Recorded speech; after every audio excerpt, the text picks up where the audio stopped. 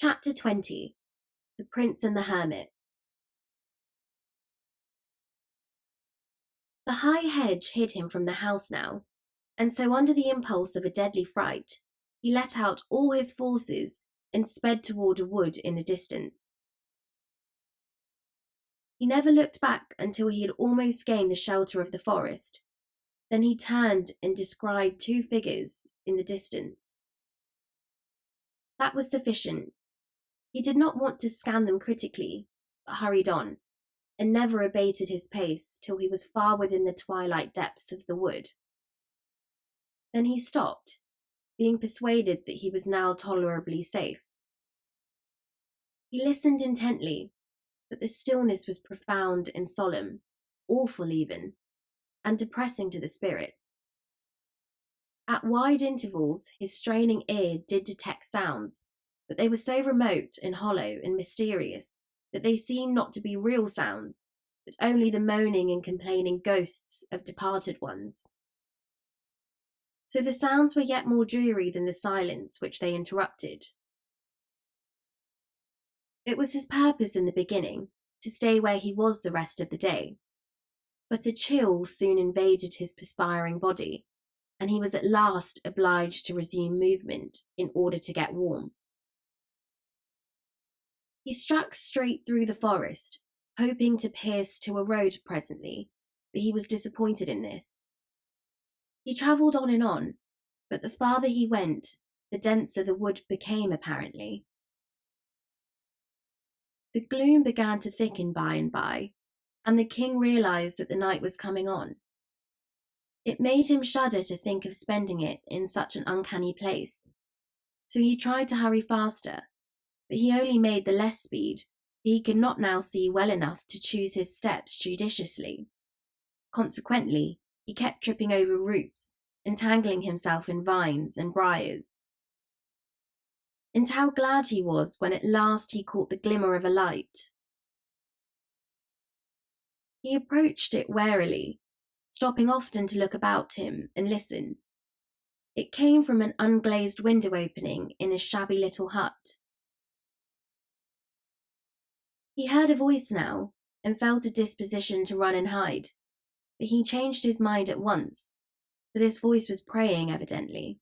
He glided to the one window of the hut, raised himself on tiptoe, and stole a glance within. The room was small. Its floor was the natural earth, beaten hard by use. In a corner was a bed of rushes and a ragged blanket or two. Near it was a pail, a cup, a basin, and 2 or 3 pots and pans. There was a short bench and a 3-legged stool. On the hearth the remains of a fire were smouldering. Before a shrine which was lighted by a single candle knelt an aged man, and an old wooden box at his side lay an open book and a human skull. The man was of large bony frame. His hair and whiskers were very long and snowy white. He was clothed in a robe of sheepskins which reached from his neck to his heels. "A holy hermit," said the king to himself. "Now am I indeed fortunate." The hermit rose from his knees. The king knocked. A deep voice responded, "Enter, but leave sin behind, for the ground whereon thou shalt stand is holy." The king entered and paused. The hermit turned a pair of gleaming, unresentful eyes upon him and said, "Who art thou?" "I am the king," came the answer with placid simplicity. "Welcome, king," cried the hermit with enthusiasm. Then bustling about with feverish activity and constantly saying, "Welcome, welcome," he arranged his bench, seated the king on it by the hearth, threw some faggots on the fire, and finally fell to pacing the floor with the nervous stride. "Welcome! Many have sought sanctuary here, but they were not worthy and were turned away. But a king who casts his crown away and despises the vain splendours of his office and clothes his body in rags to devote his life to holiness and the mortification of the flesh, he is worthy, he is welcome. Here shall he abide all his days till death come." The king hastened to interrupt and explain, but the hermit paid no attention to him, did not even hear him apparently, but went right on with his talk with a raised voice and a growing energy. "And thou shalt be at peace here. None shall find out thy refuge to disquiet thee with supplications to return to that empty and foolish life which God hath moved thee to abandon. Thou shalt pray here, thou shalt study the book, thou shalt meditate upon the follies and delusions of this world, and upon the sublimities of the world to come. Thou shalt feed upon crusts and herbs, and scourge thy body with whips daily to the purifying of the soul. Thou shalt wear a hair shirt next thy skin. Thou shalt drink water only, and thou shalt be at peace, yes, wholly at peace. For whoso comes to seek thee shall go his way again, baffled. He shall not find thee, he shall not molest thee." The old man, still pacing back and forth, ceased to speak aloud and began to mutter. The king seized this opportunity to state his case, and he did it with an eloquence inspired by uneasiness and apprehension. But the hermit went on muttering and gave no heed. And still muttering, he approached the king and said impressively, "Shh, I will tell you a secret." He bent down to impart it, but checked himself and assumed a listening attitude. After a moment or two, he went on tiptoe to the window opening, put his head out and peered around in the gloaming, then came tiptoeing back again, put his face close to the king's and whispered, "I am an archangel." The king started violently and said to himself, "Would God I were with the outlaws again, for lo, now I am the prisoner of a madman." His apprehensions were heightened, and they showed plainly in his face. In a low, excited voice, the hermit continued, "I see you feel my atmosphere. There's awe in your face. None may be in this atmosphere and not be thus affected, for it is the very atmosphere of heaven. I go thither and return in the twinkling of an eye. I was made an archangel on this very spot. It is 5 years ago, by angels sent from heaven to confer that awful dignity. Their presence filled this place with an intolerable brightness, and they knelt to me, king. Yes, they knelt to me, for I was greater than they. I have walked in the courts of heaven and held speech with the patriarchs. Touch my hand, be not afraid, touch it. There, now thou hast touched a hand which has been clasped by Abraham and Isaac and Jacob. For I have walked in the golden court. I have seen the deity face to face." He paused to give this speech effect. Then his face suddenly changed, and he started to his feet again, saying with angry energy, "Yes, I am an archangel, a mere archangel, I that might have been a pope. It is very true.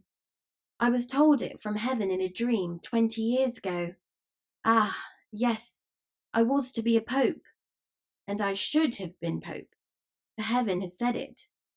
But the king dissolved my religious house, and I, poor, obscure, unfriended monk, was cast homeless upon the world, robbed of my mighty destiny."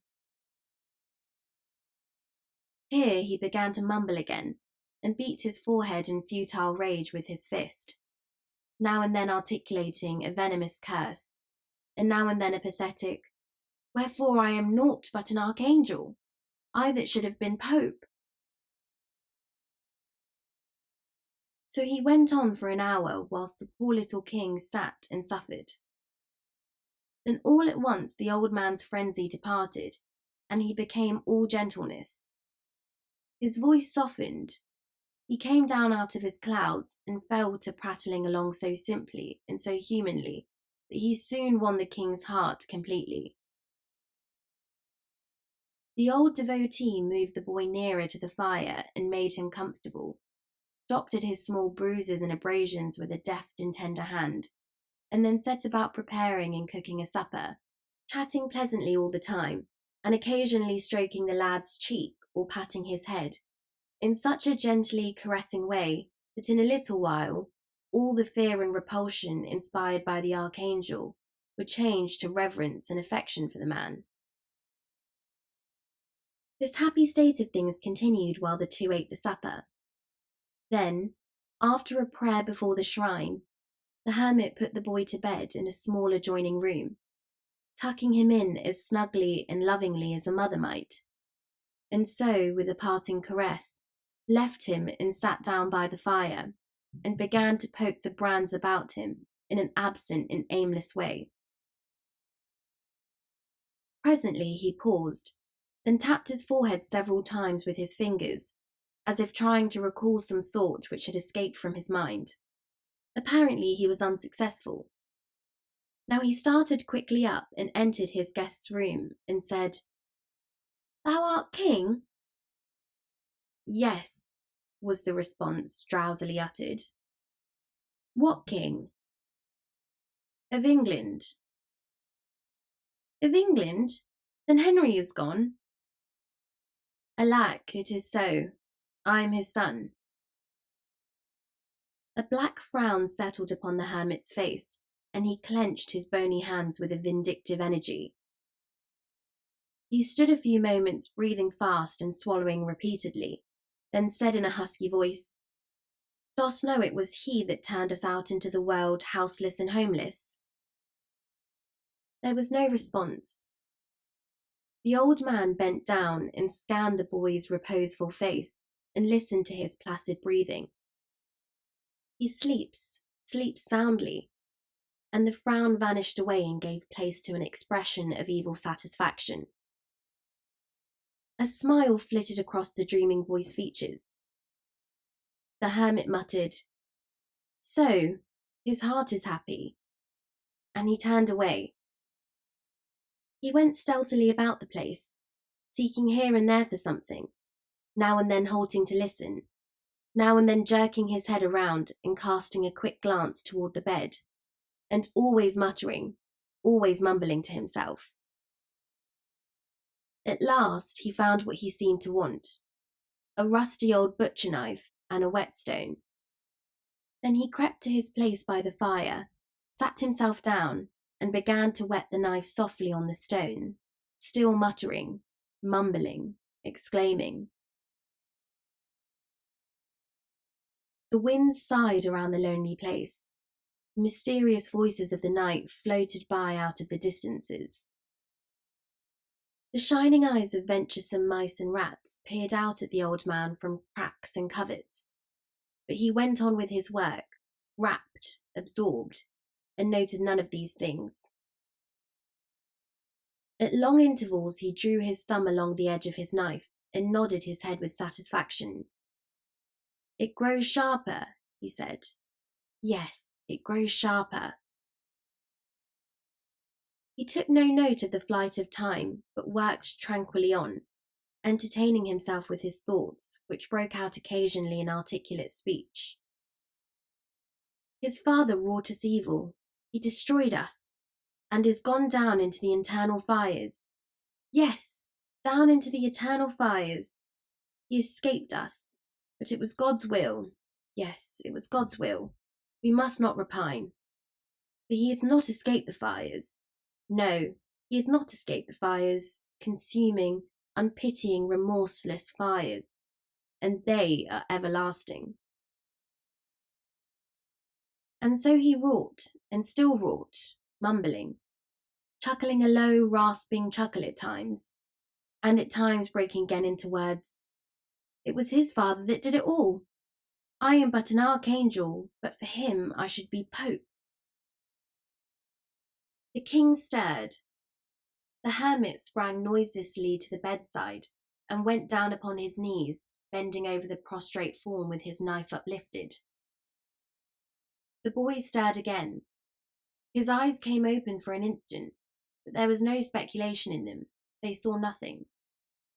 The next moment, his tranquil breathing showed that his sleep was sound once more. The hermit watched and listened for a time, keeping his position and scarcely breathing. Then he slowly lowered his arms and presently crept away, saying, "It is long past midnight. It is not the best that you should cry out, lest by accident someone be passing." He glided about his hovel, gathering a rag here, a thong there, and another one yonder. Then he returned, and by careful and gentle handling, he managed to tie the king's ankles together without waking him. Next, he essayed to tie the wrists.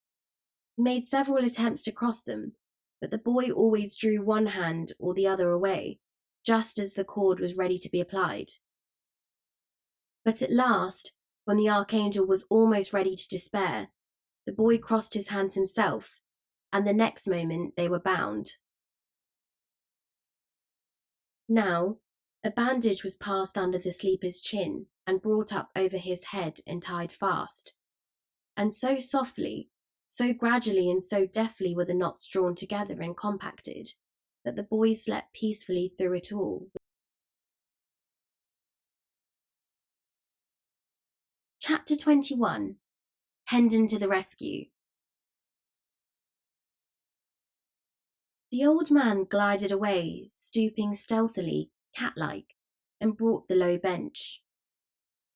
He seated himself upon it, half his body in the dim and flickering light, and the other half in the shadow. And so, with his craving eyes bent upon the slumbering boy, he kept his patient vigil there, heedless of the drift of time, and softly whetted his knife, and mumbled and chuckled. And in aspect and attitude he resembled nothing so much as a grisly, monstrous spider gloating over some hapless insect that lay bound and helpless in his web. After a long while, the old man, who was still gazing, yet not seeing, his mind having settled into a dreamy abstraction, observed on a sudden that the boy's eyes were open, wide open, and staring up in frozen horror at the knife. The smile of a gratified devil crept over the old man's face, and he said without changing his attitude or his occupation, "Son of Henry VIII, hast thou prayed?" The boy struggled helplessly in his bonds, and at the same time forced a smothered sound through his closed jaws, which the hermit chose to interpret as an affirmative answer to his question. "Then pray again. Pray the prayer for the dying." A shudder shook the boy's frame, and his face blenched. Then he struggled again to free himself, turning and twisting himself this way and that, tugging frantically, fiercely, desperately, but uselessly, to burst his fetters. And all the while the old ogre smiled down upon him, and nodded his head, and placidly whetted his knife, mumbling from time to time, "The moments are precious. They are few and precious. Pray the prayer for the dying." The boy uttered a despairing groan, and ceased from his struggles, panting. The tears came then, and trickled one after the other down his face. But this piteous sight wrought no softening effect upon the savage old man. The dawn was coming now, the hermit observed it, and spoke up sharply with a touch of nervous apprehension in his voice. "I may not indulge this ecstasy longer. The night is already gone. It seems but a moment, only a moment, but it had endured a year. Seed of the church's spoiler, close thy perishing eyes, and thou fearest to look upon." The rest was lost in inarticulate mutterings. The old man sank upon his knees, his knife in his hand, and bent himself over the moaning boy. Hark! There was a sound of voices near the cabin. The knife dropped from the hermit's hand. He cast a sheepskin over the boy and started up, trembling. The sound increased, and presently the voices became rough and angry. Then came blows and cries for help, then a clatter of swift footsteps retreating. Immediately came a succession of thundering knocks upon the cabin door, followed by, "Hello, open, and dispatch, in the name of all the devils." Oh, this was the blessed sound that had ever made music in the king's ears, for it was Miles Hendon's voice. The hermit, grinding his teeth in impotent rage, moved swiftly out of the bedchamber, closing the door behind him, and straightway the king heard a talk to this effect, proceeding from the chapel. "Homage and greeting, reverend sir. Where is the boy? My boy." "What boy, friend?" "What boy? Lie me no lies. Sir priest, play me no deceptions. I am not in the humour for it. Near to this place I caught the scoundrels who I judged did steal him from me, and I made them confess. They said he was at large again, and they had tracked him to your door. They showed me his very footprints. Now palter no more, for look you, holy sir, and now produce him not. Where is the boy?" "Oh, good sir, peradventure you mean the ragged regal vagrant that tarried here the night? If such as you take an interest in such as he, know then that I have sent to him of an errand. He be back anon." "How soon, how soon? Come, waste not the time. Cannot I overtake him? How soon will he be back?" "Thou needst not stir. He will return quickly." "So be it then. I will try to wait.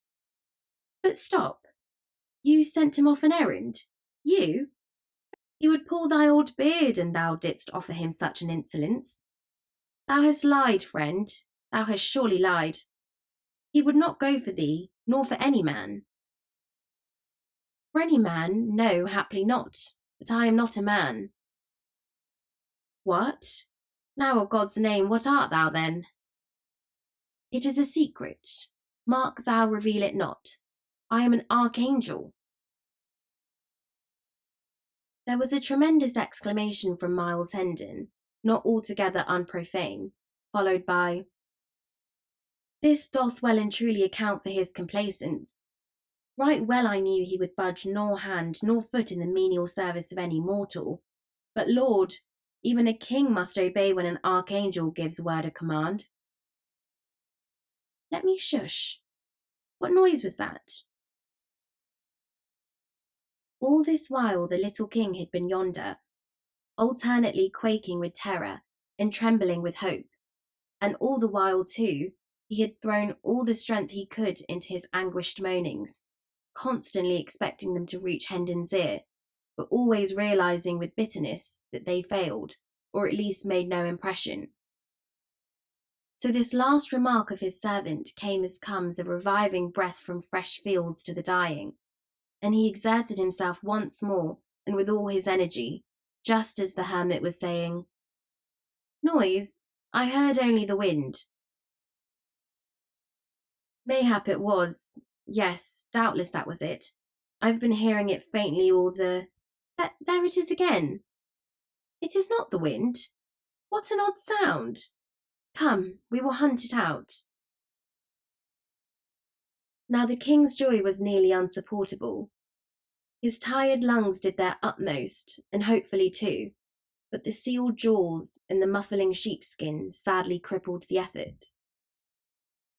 Then the poor fellow's heart sank to hear the hermit say, "Ah, it came from without, I think from the copse yonder. Come, I will lead the way."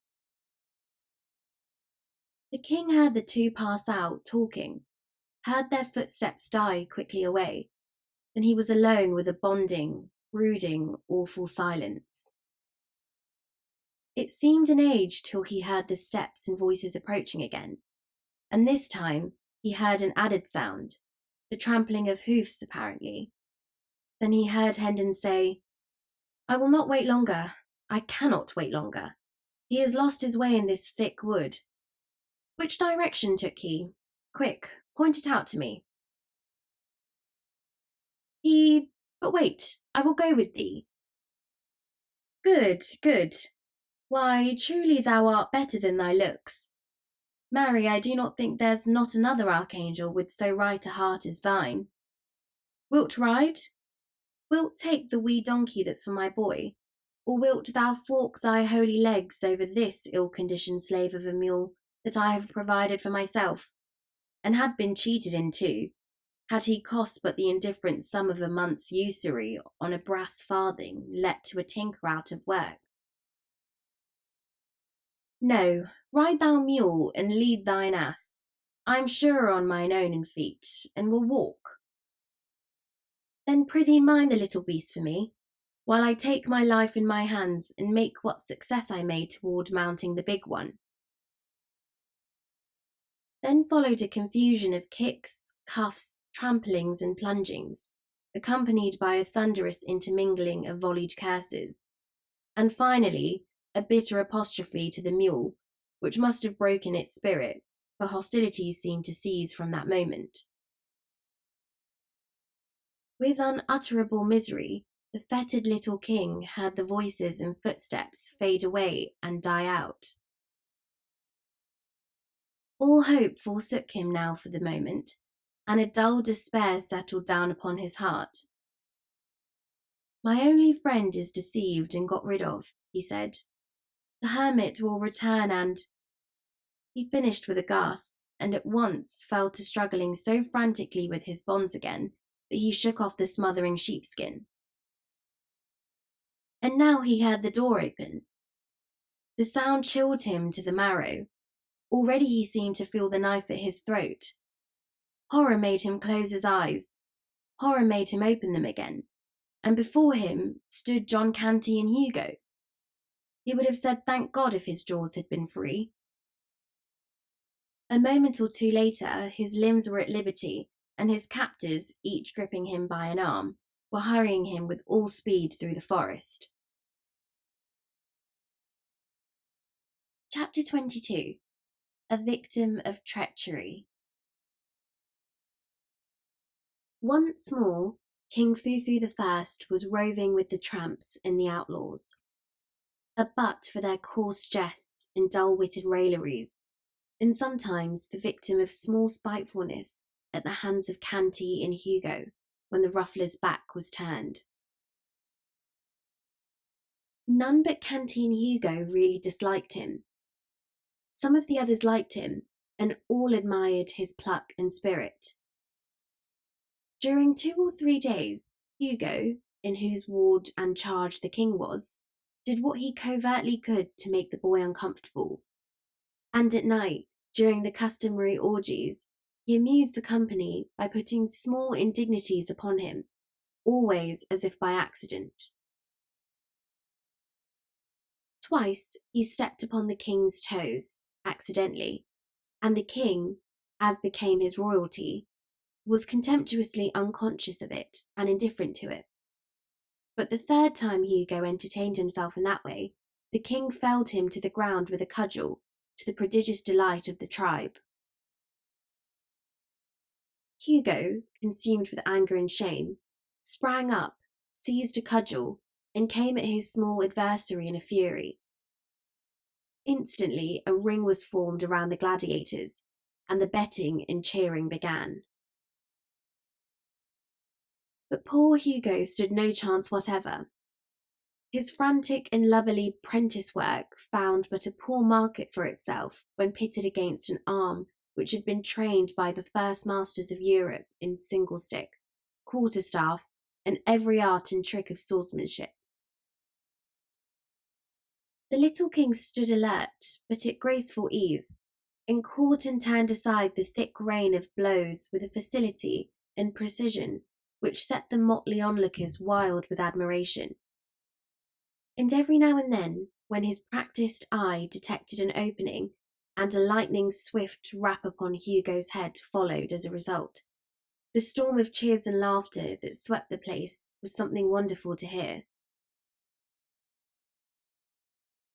At the end of 15 minutes, Hugo, all battered, bruised, and the target for a pitiless bombardment of ridicule, slunk from the field, and the unscathed hero of the fight was seized and borne aloft upon the shoulders of the joyous rabble to the place of honour beside the ruffler, where with vast ceremony he was crowned King of the Gamecocks, his meaner title being at the same time solemnly cancelled and annulled, and a decree of banishment from the gang pronounced against any who should thenceforth utter it. All attempts to make the king serviceable to the troop had failed. He had stubbornly refused to act. Moreover, he was always trying to escape. He had been thrust into an unwatched kitchen the first day of his return. He not only came forth empty-handed, but tried to rouse the housemates. He was sent out with a tinker to help him at his work. He would not work. Moreover, he threatened the tinker with his own soldering iron. And finally, both Hugo and the tinker found their hands full with the mere matter of keeping his from getting away. He delivered the thunders of his royalty upon the heads of all who hampered his liberties or tried to force him to service. He was sent out in Hugo's charge, in company with a slatternly woman and a diseased baby, to beg. But the result was not encouraging.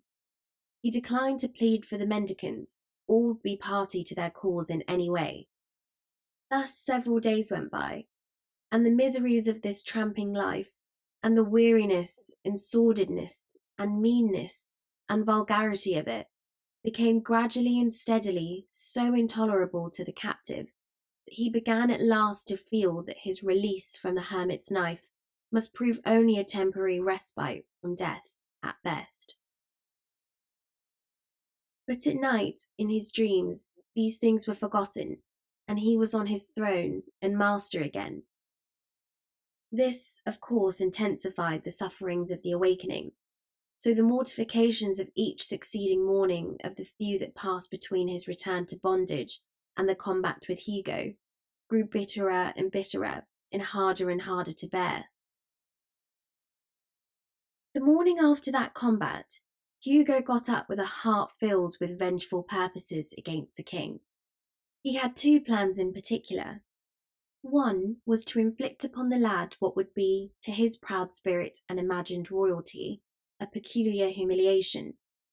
And if he failed to accomplish this, his other plan was to put a crime of some kind upon the king, and then betray him into the implacable clutches of the law.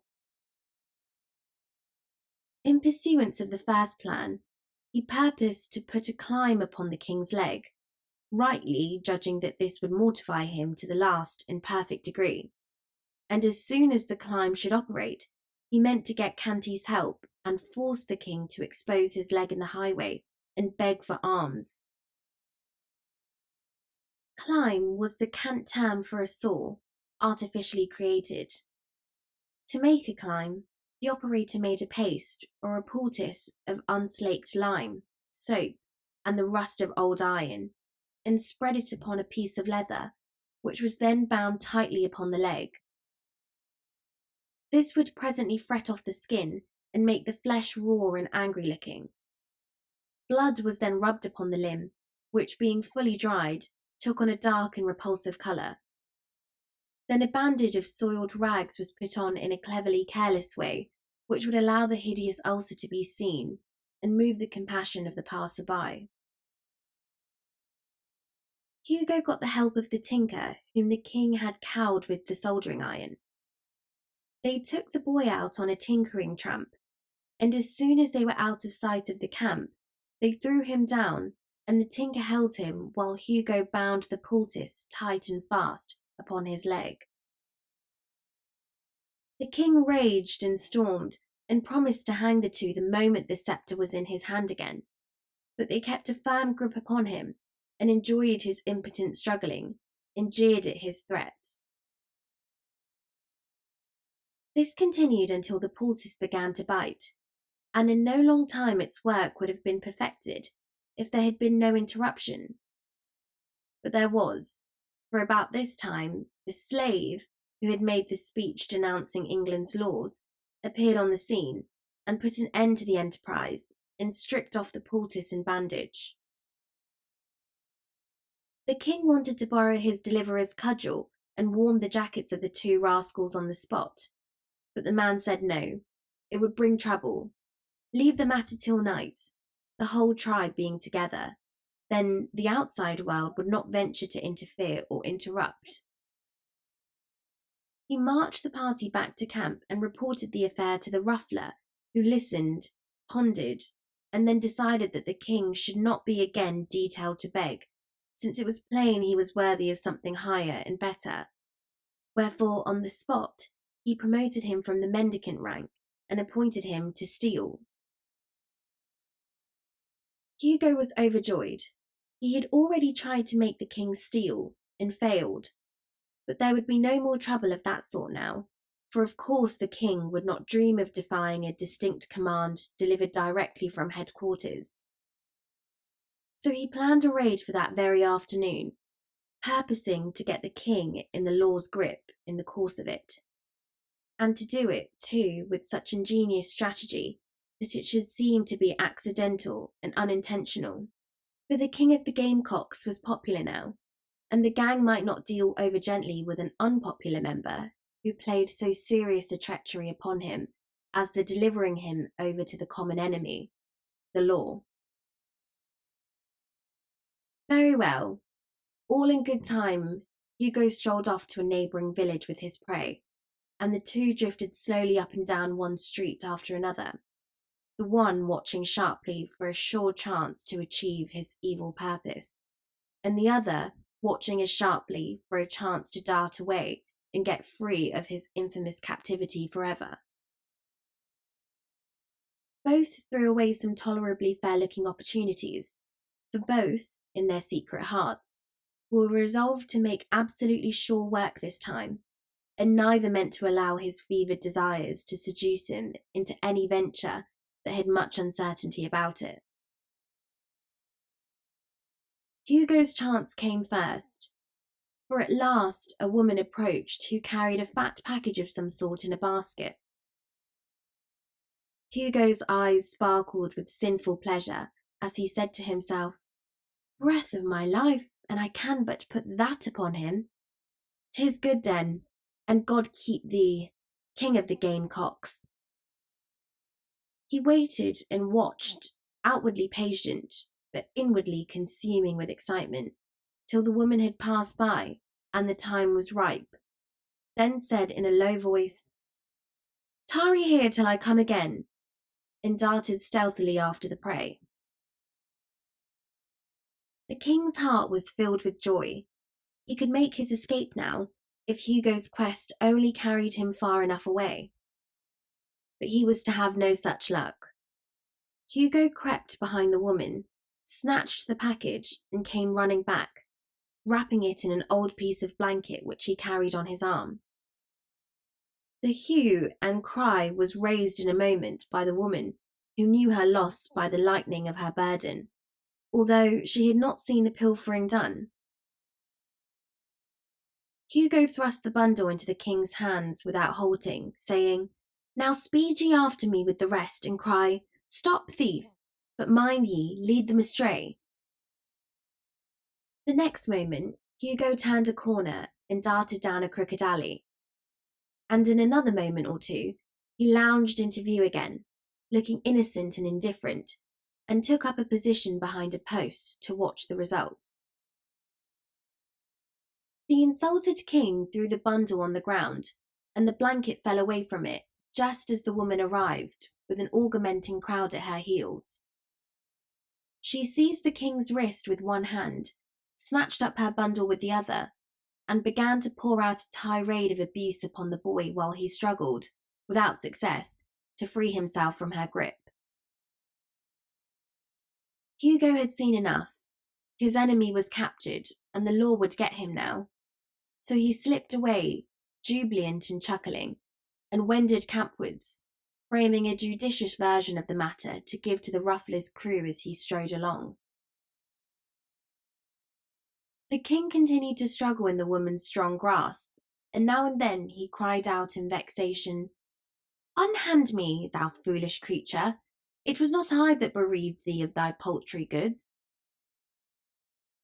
The crowd closed around, threatening the king and calling him names. A brawny blacksmith in leather apron and sleeves rolled to his elbows made a reach for him, saying he would trounce him well for a lesson. But just then a long sword flashed in the air and fell with convincing force upon the man's arm, flat side down, the fantastic owner of it remarking pleasantly at the same time, "Marry, good souls, let us proceed gently, not with ill blood and uncharitable words. This is a matter for the law's consideration, not private and unofficial handling. Loose thy hold from the boy, good wife." The blacksmith averaged the stalwart soldier with a glance, then went muttering away, rubbing his arm. The woman released the boy's wrist reluctantly. The crowd eyed the stranger unlovingly, but prudently closed their mouths. The king sprang to his deliverer's side with flushed cheeks and sparkling eyes, exclaiming, "Thou hast lagged sorely, but thou comest in good season now, Sir Miles. Carve me this rabble to rags." Chapter 23. The Prince a Prisoner. Hendon forced back a smile and bent down and whispered in the king's ear, "Softly, softly, my prince. Wag thy tongue warily. Nay, suffer it not to wag at all. Trust in me. All shall go well in the end." Then he added to himself, "Sir Miles, bless me, I had totally forgot I was a knight. Lord, how marvellous a thing it is, the grip his memory doth take upon his quaint and crazy fancies. An empty and foolish title is mine, and yet it is something to have deserved it. For I think it is more honour to be held worthy to be a sceptre knight in his kingdom of dreams and shadows, than to be held base enough to be an earl in some of the real kingdoms of this world." The crowd fell apart to admit a constable who approached, and was about to lay his hand upon the king's shoulder, when Hendon said, "Gently, good friend, withhold your hand. He shall go peaceably. I am responsible for that.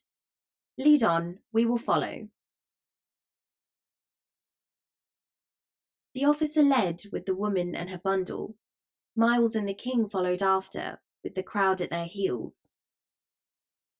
The king was inclined to rebel, but Hendon said to him in a low voice, "Reflect, sire. Your laws are the wholesome breath of your own royalty. Shall their source resist them, yet require the branches to respect them? Apparently one of these laws has been broken. When the king is on his throne again, can it ever grieve him to remember that when he was seemingly a private person, he loyally sank the king and the citizen and submitted to its authority? Thou art right, say no more. Thou shalt see that whatsoever the King of England requires a subject to suffer under the law, he will himself suffer when he holdeth the station of a subject." When the woman was called upon to testify before the justice of the peace, she swore that the small prisoner at the bar was the person who had committed the theft. There was none able to show the contrary, so the king stood convicted. The bundle was now unrolled, and when the contents proved to be a plump little dressed pig, the judge looked troubled, whilst Hendon turned pale and his body was thrilled with an electric shiver of dismay. But the king remained unmoved, protected by his ignorance. The judge mediated during an ominous pause, then turned to the woman with question. "What dost thou hold this property to be worth?" The woman curtsied and replied, 3 shillings and 8pence, your worship. I cannot abate a penny and set forth the value honestly." The justice glanced around uncomfortably upon the crowd, then nodded to the constable and said, "Clear the court and close the doors." It was done. None remained but the 2 officials, the accused, the accuser, and Miles Hendon. This latter was rigid and colourless, and on his forehead big drops of cold sweat gathered, broke, and blended together, and trickled down his face. The judge turned to the woman again and said in a compassionate voice, "'Tis a poor ignorant lad, and mayhap was driven hard by hunger, for these be grievous times for the unfortunate. Mark you, he hath not an evil face, but when hunger driveth... Good woman, dost know that when one steals a thing above the value of 13 pence a penny, the law saith he shall hang for it?" The little king started, wide-eyed with consternation, but controlled himself and held his peace. But not so the woman. She sprang to her feet shaking with fright and cried out, "Oh, good lack, what have I done? God a mercy, I would not hang the poor thing for the whole world. Ah, save me from this, your worship. What shall I do? What can I do?" The justice maintained his judicial composure and simply said, "Doubtless it is allowable to revise the value, since it is not yet writ upon the record." "Then in God's name call the pig 8 pence, and heaven bless the day that freed my conscience of this awesome thing." Miles Hendon forgot all decorum in his delight, and surprised the king and wounded his dignity by throwing his arms around him and hugging him. The woman made her grateful adieu and started away with her pig, and when the constable opened the door for her, he followed her out into the narrow hall. The justice proceeded to write in his record book. Hendon, always alert, thought he would like to know why the officer followed the woman out, so he slipped softly into the dusky hall and listened. He heard a conversation to this effect: "It is a fat pig, and promises good eating. I will buy it of thee. Here is the 8 pence. 8 pence indeed? Thou'lt do no such thing. It cost me 3 shillings and 8 pence. Good honest coin of the last reign, that old Harry, that's just dead near touched or tampered with. A fig for thy 8 pence. Stands the wind in that quarter? Thou wast under oath, and so swore falsely when thou saidst the value was but 8 pence. Come straightway back with me before his worship, and answer for the crime, and then the lad will hang." There, dear heart, say no more, I am content. Give me the 8 pence and hold thy peace about the matter."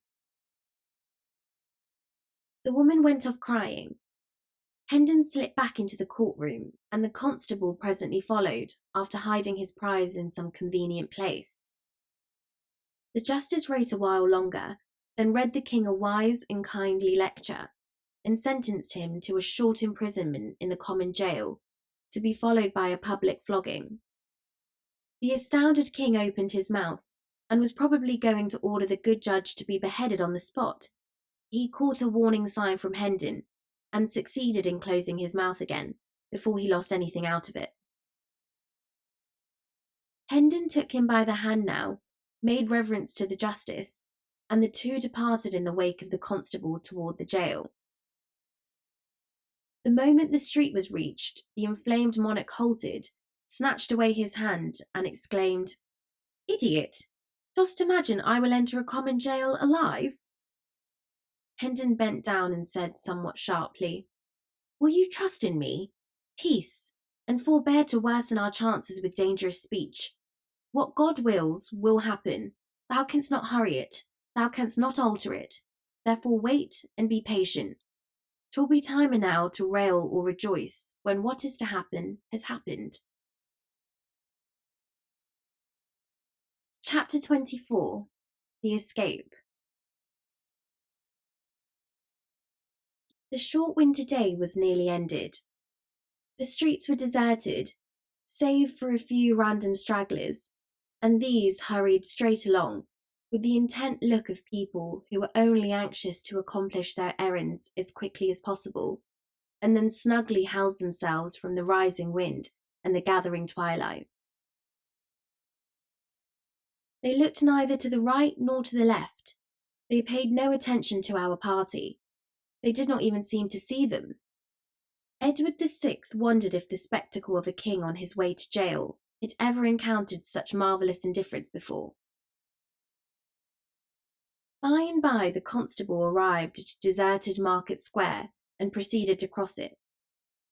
When he had reached the middle of it, Hendon laid his hand upon his arm and said in a low voice, "Bide a moment, good sir. There is none in hearing, and I would say a word to thee." "My duty forbids it, sir. Prithee hinder me not, the night comes on." "Stay, nevertheless, for the matter concerns thee nearly. Turn thy back a moment, and seem not to see. Let this poor lad escape." "This to me, sir? I arrest thee in—" "Nay, be not too hasty. See thou be careful, and commit no foolish error."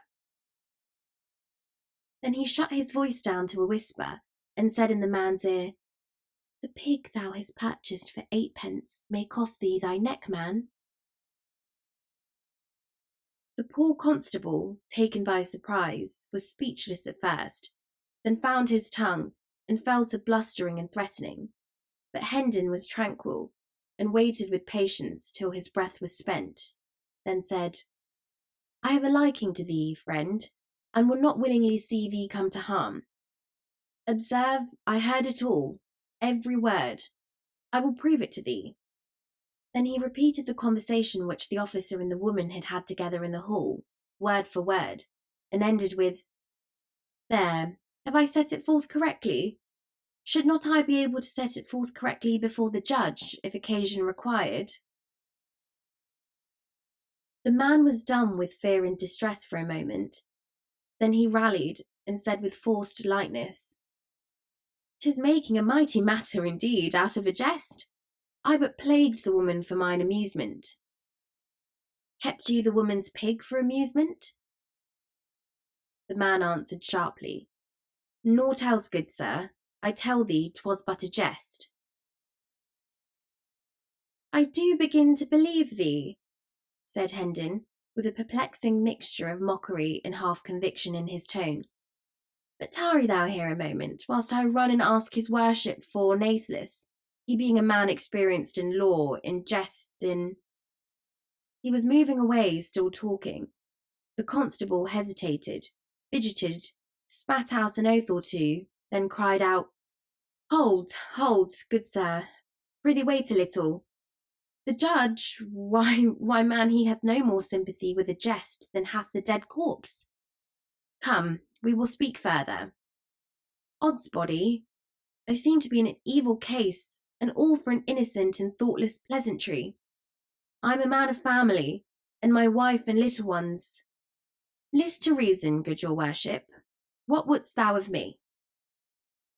"Only that thou be blind and dumb and paralytic, whilst one may count 100,000, counting slowly," said Hendon, with the expression of a man who asks but a reasonable favour, and that a very little one. "It is my destruction," said the constable despairingly. "Ah, be reasonable, good sir. Only look at this matter on all its sides, and see how mere a jest it is, how manifestly and how plainly it is so. And even if one granted it were not a jest, it is a fault so small that e'en the grimmest penalty it could call forth would be but a rebuke and a warning from the judge's lips." Hendon replied with a solemnity which chilled the air about him, "This jest of thine hath a name in law. Wot you what it is?" "I knew it not. Peradventure I have been unwise. I never dreamed it had a name. Ah, sweet heaven, I thought it was original." "Yes, it hath a name. In the law this crime is called non compos mentis lex talionis sic transit gloria mundi." "Oh my God!" "And the penalty is death." "God be merciful to me, a sinner." "By advantage taken of one in fault, in dire peril, and at thy mercy, thou hast seized goods worth above 13 pence a penny, paying but a trifle for the same, and this, in the eye of the law, is constructive barratry, misprision of treason, malfeasance in office, ad hominem expurgatus in status quo, and the penalty is death by the halter, without ransom, commutation, or benefit of clergy. Bear me up, sweet sir, my legs do fail me. Be thou merciful. Spare me this doom, and I will turn my back and see naught that shall happen. Good. Now thou'rt wise and reasonable, and thou'lt restore the pig? I will indeed, nor ever touch another, though heaven send it and an archangel fetch it. Go, I am blind for thy sake, I see nothing.